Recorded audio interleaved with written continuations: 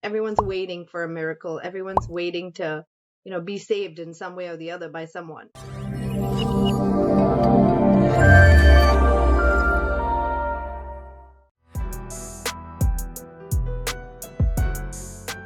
Welcome to On the Go with Manav. I'm your host, Manav Fortono, and today I'm here with my aunt, Sahara Mirpuri, or Dolly Mirpuri, but I'm going to call her Sahara for today.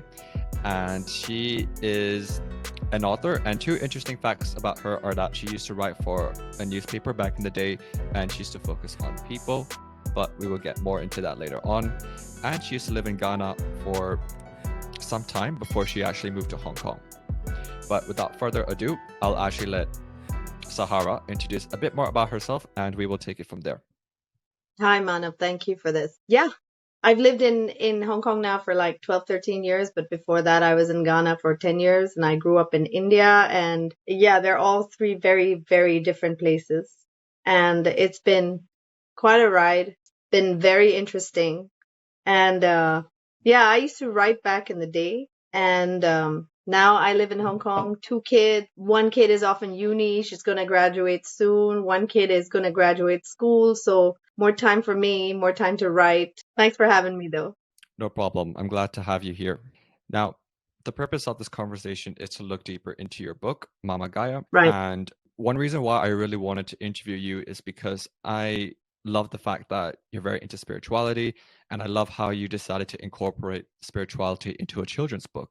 It's something rare. It's something that I think is just really interesting and unique. It's also a matter of, you know what, I think it's important to educate children on this matter early on, contemplating why we exist. So could you please tell us, how did Mama Gaia come into your mind in the first place? So I grew up with how people just normally grow up, with this idea that fairy tales and stories, and then eventually you realize that, life isn't a fairy tale. It isn't a story. It is your story for sure, but more like I was tired of waiting to be saved, because that's what women are given, that kind of I won't say an education, but that's like at the back of every person's life. Like everyone's waiting for a miracle. Everyone's waiting to, be saved in some way or the other by someone, be it when you fall in love, or, when you're swept off your feet or whatever. And for me, I wanted a story out there that was beyond all of that. A story which kind of rooted you into your own individual being, and so that you can see who you are, and you can see what a difference you make into the world, and you can see where you kind of blossom from. You come from life, and there's so much that we don't even touch, within ourselves, and we keep waiting for the outside world to recognize it. And that's why I wanted a book that made people not be so serious about this outside life, just to look at it as more of a flow than a finality, because the truth is we're all born, and the truth is we're all going to die. And it's like we're literally living to reach that end spot, but yet we live like we're not going to die. And we think like we're going to live forever, and that just doesn't work. So we become so serious of this little section between birth and death that we think that we want to put everything, like we build our castles according to that. And we don't satisfy like the inner so much, where we come to peace with the fact that we know nothing. We have no control over life, no real control over life, maybe small situations, but not overall. So I wanted kids to grow up with this feeling of surrender to the universe, and also like a surrender to like a higher power, or even if you want to call it the universe, it's fine. It's like nature blooms without really having a boss. So it would be nice if we could do the same and understand that we're the ones everything kind of starts with in our lives. Yeah. Okay, that's really interesting. And for people that don't know, I also have the book right in front of me right now. And for people that don't know about the book, could you please tell them, if you had to describe the book in maybe 3 words or 1 word in particular, what would you say if you had to pitch it to them in about 30 seconds? How would you describe the book? So I would describe the book enlightening, peaceful, and yet it brings you at home within yourself. Okay. Yeah. And how long did it take for you to publish the book? So it took me, it was during COVID, but it took me a while. Once I finally got it written down, and the illustrations took over a year, or almost a year actually, for it to be made according to what I wanted. and how I envisioned it. So I needed to find an illustrator who was willing to work with me and make changes accordingly. And I managed to find that. She's a fantastic illustrator, Eleanor. She's from France, and she did a fantastic job. And it was like every single illustration was thought of and really like scrutinized and broken apart and then put together. And the book, it took me like maybe another like 8 months to publish after that, because it's self-publishing. So I got like over 20 rejections because it doesn't fall in any genre. It's literally a book, and it's a storybook for adults and kids. And it's like you can sit with your kid and read it, and it would show up differently for an adult, and it would show up differently for a child, and it would show up differently for a toddler. So it has like these different hidden aspects in it. Now, the fact that you brought in rejection, and nothing is easy, first of all. Yeah. You need to obviously work hard to get to the desired result in the end. Yeah. So could you please tell us as well now, what were the challenges like? Maybe, because you told me the story, how it felt when you picked up your book for the very first time, but how did you feel throughout the journey when you were writing this book? What were the struggles like? What were they about? So it was a struggle, because it was also an internal struggle at the same time. We always have this voice telling us, who are you to do this? That whole imposter sitting there and being all high and mighty and saying, but who are you? What makes you think you have talent? And what makes you think you can do this? No matter how much training you've had, we're always a little bit scared to, actually take the step and do it. And, because I've been at home with my kids, bringing them up for the past 20 years, it was a big jump for me to like be able to see that, I have to do this and I want to do this. And of course, I had my own self standing in my own way, telling myself, without realizing that, oh my God, I can't do this. What if people think it's really crap? What if people think it's really like, it makes no sense to them?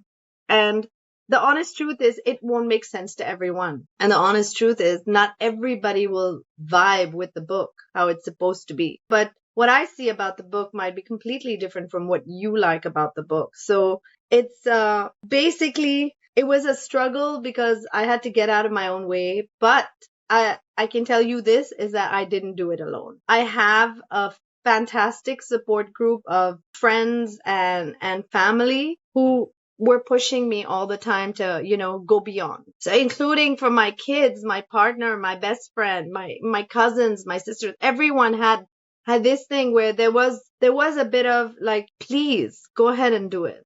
See if you can sort this out. And there was like this unsaid support that was always there, and even a said support, honestly.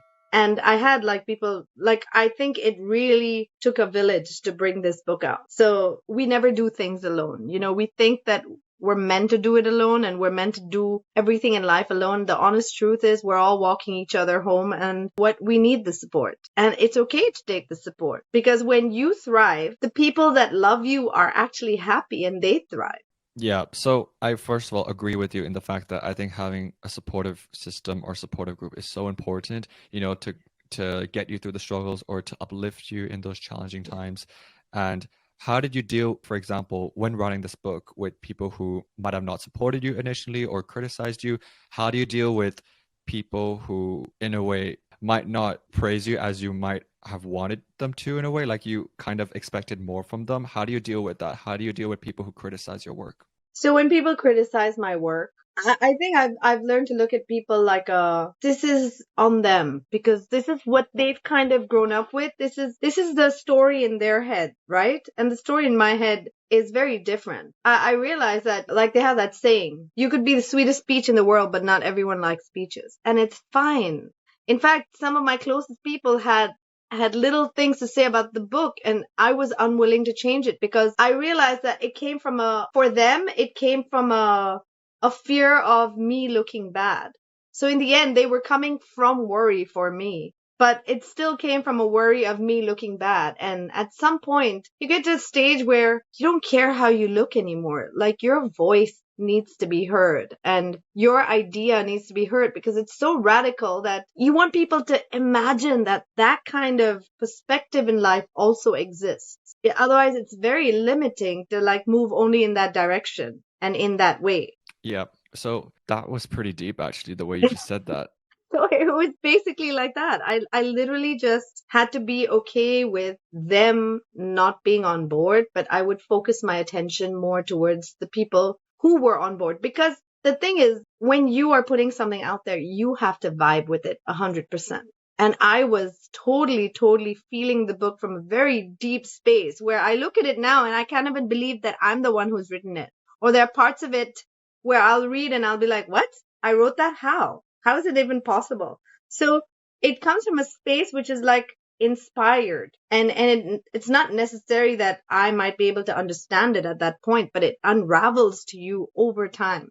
I'm glad to hear that you were able to, first of all, not make those changes. I'm glad you listened to yourself and that you believed in yourself and that you knew you were capable of realizing the potential you have to actually publish a book, despite what people have to say, and also just do what you want because it's your book. You know, you're not going to let anyone say anything. It's your book. You're proud of it. And if someone can relate to that feeling, that's all that matters, I'm pretty sure. Yeah. So this conversation focuses on journeys. So let's go back in time. And have you always been interested in writing? You know, because I'm sure in order to publish this children's book, and like you said, it took like 8 months to make those changes. You know, you had to persevere through all of those challenges. I'm sure writing must have been a passion or some sort of interest that led you to publishing this children's book in the first place. I mean, yeah, writing was, I think I started my life off, where back in the day, anytime I didn't understand anything, I would journal or write in my diary. And it used to be more like, Dear Diary. And then slowly it became Dear God, like I'm having a conversation.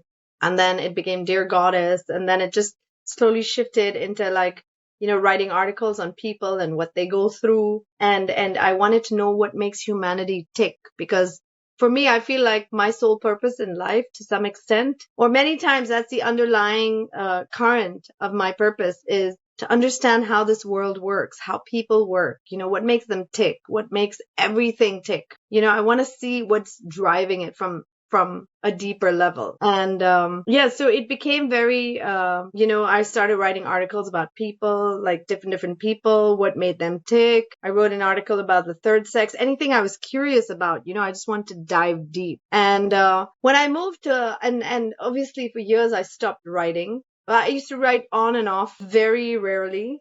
And then when I moved to Hong Kong, I felt like I was thrown in the deep end and told to swim because the life in Africa is very different. It's very simple. It's very like heart-based. Everything's very basic. In Hong Kong, it's a completely different level of life, which is not bad, but it's very go, go, go. We got a mission, we got to complete it, and it's very like that. So the growth aspect over here is also brilliant. It's amazing. You can get a lot done over here, but it can get to you at some point. And when it gets to you, there has to be an outlet in which you can like unwind or express yourself or, unburden yourself. And so I started writing back over here and slowly it just became like little prose and poetry. It became to like, it just got me into a deeper level. And then I wrote like a chapter of this book many, many, many years ago. And I just left it in the cabinet. I made my niece read it. I made my cousin read it. They read that one chapter and they're like, oh my God, this is really good. Can you please complete it? Can you please write it? And I just kind of left it there. And then while driving somewhere in Hong Kong, I was passing an area and there were so many fire trucks and ambulances and cops and I looked around and I saw that they were all there because there was a guy who was standing on the ledge of his building on the outside of his window, just wanting to jump down. And when I saw that, I was only focusing on him, obviously, because I just wanted to see. And he was close enough and yet far enough so I could look at his face or like into his eyes kind of, but still there was a distance. When I looked into his eyes, the look that I saw was a very empty look, but not like a good empty. It was like I'm so tired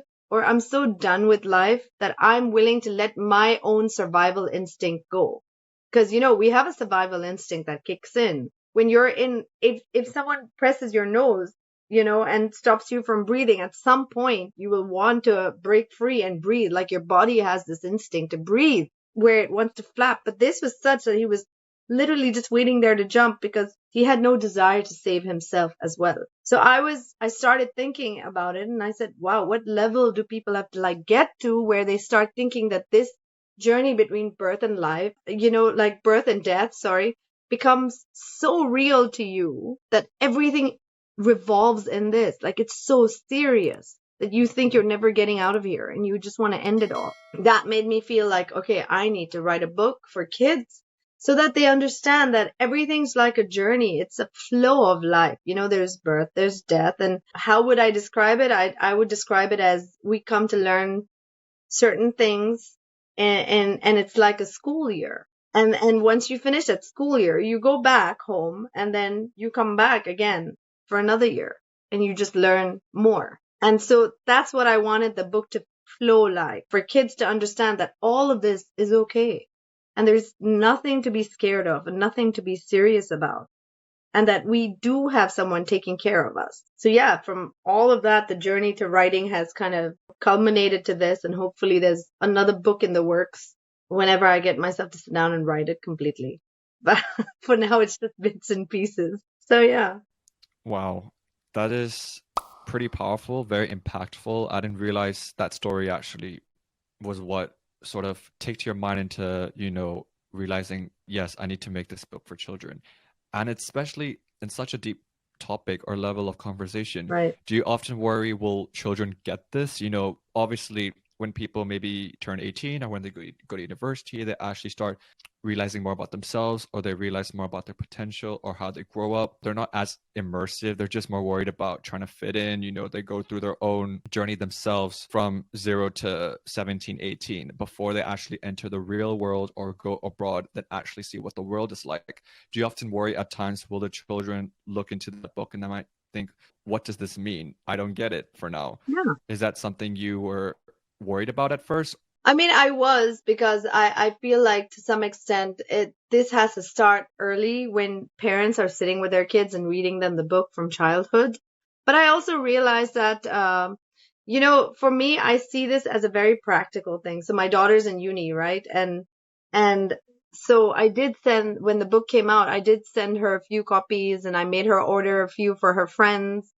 And when she gave it to them, some of them really vibed. And some of these people were people who had been through a lot of like emotional things from childhood. So they'd been in like psychiatric hospitals, or they've been on medication, or they wanted to kill themselves, or they had anxiety or depression or whatever. And I feel like when they read this book, it was just like maybe a glimpse into another aspect of life that exists.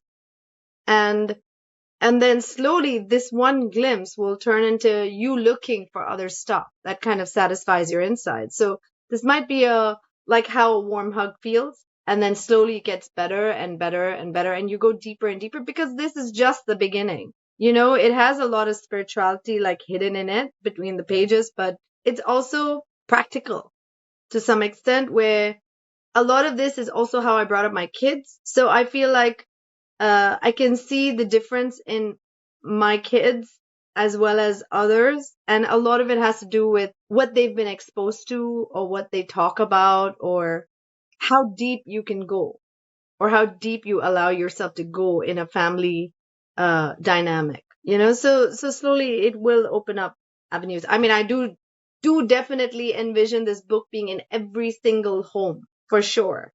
And of course, I suck at the marketing, so I'm not like, matching the frequency that I'm supposed to do this at, but it will get there. Like, I have no doubt. Yeah. No, it definitely will. I remember we had a conversation about something like this, and Yeah. it's a matter of, it'll take time. It's going to get there in the end. It will pay off. Yeah. Just have faith. That's all that matters. Yeah. And one of the last few questions I wanted to ask is, would you consider Mama Gaia a children book, or would you just say it's for everyone? I would say it's for everyone. I would say it's definitely a book it's a storybook for adults and children, because it it unravels on different levels for different ages. So for adults, it goes much deeper. So you know how if you've ever read The Alchemist by Paulo Coelho, you should read it. It's amazing because every time you read that book, something or the other, which is completely different from, so it shows up differently every time you read it. You know, from the first time you read it, you'll find something that you really, resonated with. And then the second time you read it, something completely different pops out between the pages. And then third time you read so it blows your mind over and over again because there's so much in there that at different points in your life, you will just absorb that different, what you need, or what speaks to your soul at that point. So this book too is one of those things I would say for a kid where it unravels in different ways. So a parent reading it would understand it on a completely different level than a child reading it. A child would understand it it would make them think deeper. It would make them wonder about life and how existence works, because at the end of the day, those are the questions we have. No matter where you go and no matter what you do, you're always wondering, why am I here? Why was I born? Who am I? And this will just give you like a little perspective of, oh, maybe this could be why you're here. Or maybe this is why I'm here now. And maybe it shifts later. And yeah, I have toddlers loving this book as well. My cousins give it to their kids. I mean, they read it to their kids, and the kids are like always kissing the pages and saying, my God, I love Mama Gaia. She's so beautiful. And, they take it wherever they go. And so it's really nice. And she is, the illustrations are beautiful. Thank you. Thank you. Now, one of the ways to end off is, I would like to hear what piece of advice you would give to someone maybe who hasn't picked up the book yet, or an aspiring author. Why would you get them to read this book? Or if they want to write a book in the first place, or just is afraid, or is just, nervous about what people would think, how they would react, what would you say? I would say definitely pick up the book for sure, because you never know what it brings. For example, there was someone who I had just met, and she helped me through I was actually reaching out to her to speak to her about how she published her book. And at that point, she was super busy and she had no idea about the story. And she was super busy and she was really sad. And she said her dog had just died and she was very depressed. Just deeply sad, And I said, you know what? I don't know if this will make a difference, but I'm going to send you my book. And anytime you have a chance to read it, that's fine. Just let me know if anything. Because all I needed to talk to her was about the publishing process. I didn't need to send her my book. But yet I was just like, you know what? I don't know if it'll make a difference, but I'm just going to send you the PDF and see if it helps, with whatever you're going through. And she read it, I think maybe a few days later or something, when she was sitting at home, and she called me up. She said, I love it. I was going through so much within myself, and the moment I read it, I instantly feel like so much lighter and so much better. And now I get to see life from a completely different perspective. And I couldn't do that earlier because I just felt so much grief. And thank you for this. It was really, really beautiful. And so that for me, definitely showed me that definitely this book makes a difference. I had another lady who just emailed me and said the book was so beautiful and she's going to make sure that, she teaches it to her children on the Sunday sermon that she does for kids. And she was going to teach the book there. And she was also going to use it and make a skit for kids for her Girl Scout group.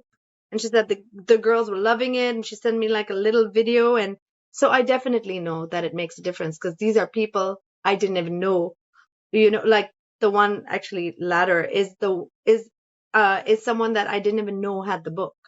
And it's so nice, when you get something and you don't expect it, and you see that it did make a difference in one person's life and one person's life. And whenever I see that it made a difference only in one person's life, I'm willing. And, for me, the journey was when I was really scared, because this is all about rejection, right? And also understanding how to overcome it. There was a point where I was so scared and I was ready to give it up. Like, I literally sat with my best friend and she said, She said, "What's going on? Why aren't you doing the work?" And I said, "I can't. I cannot put myself out there. I'm terrified. Like, I can't. What if it doesn't make a difference? What if it's just all stupid? What if nothing comes from it? What if it doesn't make a difference to even one person?" And she looked at me and she had tears in her eyes as well, because I started crying at that point because I was so terrified. And she had tears in her eyes and she said, "It made a difference to me." And she just, held my hand and we hugged and we cried and she said, "It made a difference to me. And I promise you, it's definitely going to make a difference to others." And so you want cheerleaders like that. You want people to support you in life like that. So definitely write the book. I mean, what do you have to lose? Max to max, it's just going to be maybe one person picks it up or maybe nobody picks it up and it'll just be out there. But at least you made an effort towards your own life, putting yourself out there, because even if you put yourself out there and nothing comes from it, it's still a learning lesson for you, because it's terrifying to put yourself out there, but it's just that one step and that one step. So definitely write the book that you want to write. 100%. And I'm also going to say to you, that book definitely had an impact on me as well. So, I mean, you're not the only one and your best friend is not the only one. Thank you. And thank you. Thank you so much, first of all, for being here. It's been really good to talk to you and interview you. And for people who would like to buy the book, where could they purchase it? So they can buy it on Amazon, on what's the other one called? Goodreads, on Barnes and Noble. It's available online. Even on the Author House website, it's available. So they can just Google Sahara Mirpuri Mama Gaia and the book would pop up and they can just pick it up. Awesome. I'll also attach right below your Instagram and your Facebook if people want to get in touch with you. Sure. Gladly. And also if you're in Hong Kong, then you can pick it up at Bookazine in Central. Yeah. Great. For Hong Kong people that are watching this, you know where to pick it up. Yeah. Thank you, sweetie. No problem. And for people who are watching it on YouTube, make sure to give a subscribe. If you're watching this on Apple Podcasts, Spotify, make sure to follow the page and also give it a 5-star. And thank you for joining us today, Auntie Sahara. Thank you for this conversation. It was fun. And I will see you soon. Thank you.